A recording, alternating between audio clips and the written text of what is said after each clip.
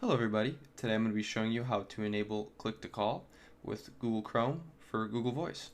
Unfortunately for many Google Voice users they can no longer click to call.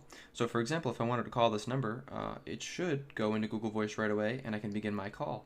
But for many users you may have to copy and paste it within Google Voice, and it's just not as convenient as being able to click and have the call start right away. So today I'm going to be showing you how to enable that feature. So the first thing you're going to want to do is make sure you close out of Google Chrome. And make sure you have some text editor installed on your computer. I prefer Notepad++. So the first thing you're going to do is click the Windows key and R, and this will show up. And you're going to go ahead and copy and paste this here into the dialog box that shows up. And make sure you insert your username here with the username of the account that you're using right now. Then you're going to click OK.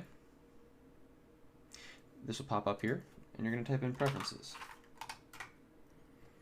This file right here will show up. You're going to right click it and have it edit with Notepad++.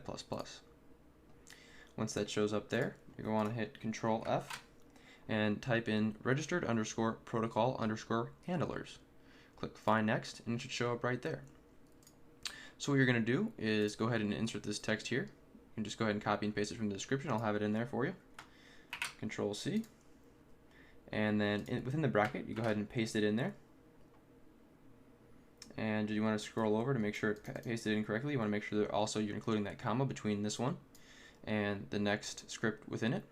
I already have it saved with the information, so I'm not going to go ahead and save it, but you should make sure you click save. Once that's done, you can exit out. And you're going to go ahead and copy this here. I'll have it in the description. And open up Chrome. And once you get to this, you're going to want to right click on here and change it to default if you have additional voice caller applications within Chrome. Once you change that to default, you go ahead and exit out. Open up Chrome one more time.